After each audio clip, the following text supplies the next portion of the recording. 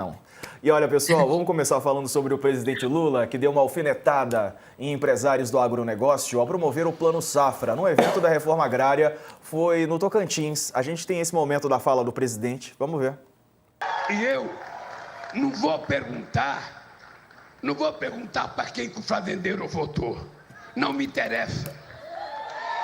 Eu não quero saber se ele é um fazendeiro que faz pix para ajudar o Bolsonaro na vagabundagem dele. Eu não quero saber.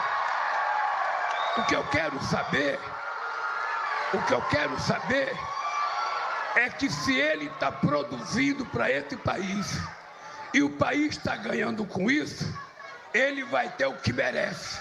Ele vai ter crédito.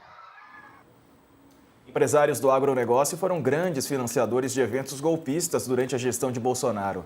A informação a gente está acompanhando, portanto, que está no relatório da ABIN, que é a Agência Brasileira de Inteligência, e foi revelado na CPI do dia 8 de janeiro. Ele mostra que lideranças do agro doaram mais de R$100 mil à campanha do ex-presidente e bancaram atos como o de 7 de setembro de 2021, em que o partido, o público, na verdade, pedia intervenção militar para manter Bolsonaro no poder.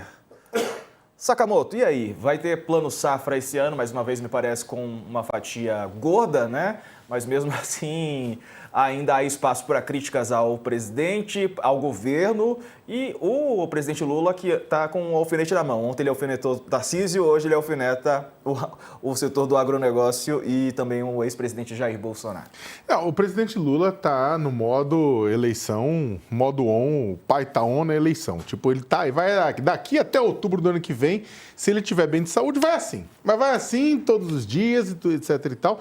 E ele está, na verdade, ele coloca numa declaração dessa duas coisas diferentes. Ele dá a cutucada em setores e em atores do agronegócio, até porque o agronegócio como um todo é importante para o Brasil, é pujante, é relevante, tudo isso mais, né? Há críticas, né? Há atores que agem fora da lei, há críticas a atores que agem apoiando o golpismo, mas é claro que o agronegócio, de uma maneira geral, ele é fundamental para o país. Então, o que o Lula faz? O Lula tenta fazer aquela coisa para a plateia dele, para a Clark, ele faz aquela cutucada, falou, olha, tem um agronegócio lá no meio que faz o quê? Que financia golpista. Você lembrou da questão da BIM?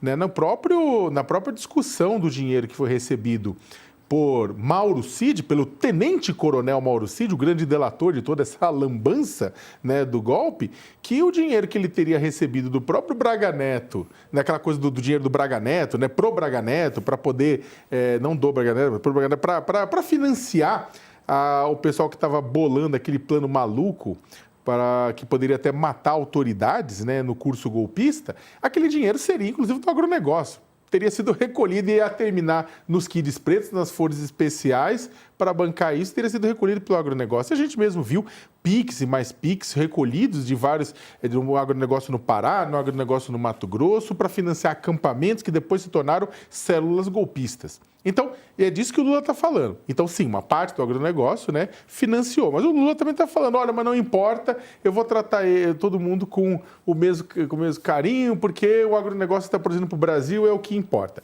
Nesse sentido, ele joga para Clark fazendo essa crítica, mas ele deixa claro para o agronegócio que ele não vai mudar o Plano Safra. E o Plano Safra é um dinheirão, é um dinheirão mesmo, grande, gordo, centenas de bilhões voltados à produção agrícola do país. Né? É um favor que o governo faz? Não é um favor que o governo faz ao agronegócio. Faz parte da agricultura de cada país, da agropecuária de cada país, o financiamento estatal, que não é dar dinheiro, depois é devolvido. A questão é que setores do agronegócio que são ideologicamente contrários ao presidente da República batem no Lula, mesmo o Lula estando oferecendo um plano safra maior do que os seus antecessores.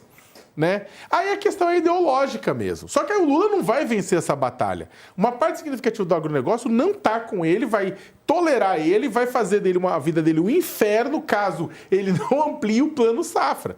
E esse é o ponto. Né? O que o Lula está? O Lula está nesse ponto, está se equilibrando. Ele vai fazer a crítica, junto à população, vai falar, estou fazendo a minha parte, estou botando dinheiro na roda, mas também sem contar, né, que esse grupo do agronegócio, eu não estou nem falando golpista, estou falando o resto. Tem um grupo que ideologicamente é contra ele e vai continuar sendo, Diego. É verdade. Carla, e você, como é que vê tudo isso? Eu voto bastante com o relator. Acho que o Saka faz essa leitura do presidente já no palanque, né? E aí eu acho que esse morde-a-sopra, né? Porque muita gente fala, criticou mesmo? Criticou na hora que ele diz que não se importa se faz Pix para financiar a vagabundagem, né? Do Bolsonaro, que ele chama mais ou menos assim. Ele está dizendo, olha, esses caras aí ficam dando dinheiro para financiar o que a gente está falando aqui, uma parte, né? Atos golpistas e tudo isso. E, obviamente, então, ali tem uma crítica dele a essa atitude que foi, que a gente viu aí vindo do governo Bolsonaro e depois, né, quando ele chega ao governo. Mas o fato é, se ele não vai conquistar esse voto, ele precisa saber como presidente, não ampliar as insatisfações. E ele ampliaria as insatisfações se, por acaso, por exemplo, ele cortasse o Plano Safra ou outras medidas, porque, de fato, o agronegócio é um dos motores mais importantes da economia brasileira. E o Lula, ele consegue falar com partes desse setor. Tanto é que, na semana que vem, além do Plano Safra, tem o Safrinha, que é para os pequenos produtores. Então, que ele sabe que talvez essa agenda, em termos de voto, do Safrinha, né, os pequenos produtores, pode até ser mais importante do que os grandes. Mas ele precisa manter, digamos assim, um mínimo de relação com esse segmento. Então, ele, né, é um morde-a-sopra do presidente, porque obviamente que ele não pode chutar de vez nenhum empresário do agronegócio. E aí, Diego, eu acho que é bom a gente ressaltar, né? Quando a gente fala assim, a gente acaba generalizando um pouco, né? Mas o fato é que desse setor do agronegócio, a gente viu que as investigações da Polícia Federal mostraram, ao longo desse processo que investiga a suspeita de tentativa de golpe por parte de Bolsonaro e de alguns aliados, o que tudo indica, a Polícia Federal mostra aí que houve aí, de fato, uma parte do agronegócio financiando esses atos. A gente lembra também, teve uma vez perto, né, de um 7 de setembro, se não me engano, aqueles caminhões do agro que vieram para Brasília também numa manifestação de apoio ao Bolsonaro. Então, o Bolsonaro, hoje, se a gente for olhar o cenário, teoricamente, o agro está com ele. O Lula sabe disso, mas o Lula, como presidente da República, como agora já alguém do palanque, ele tem que fazer esses dois discursos simultâneos, né? Então, é uma alfinetada e também, ao mesmo tempo, um elogio dizendo, olha, eu quero saber se eles estão produzindo, eu sei a importância deles.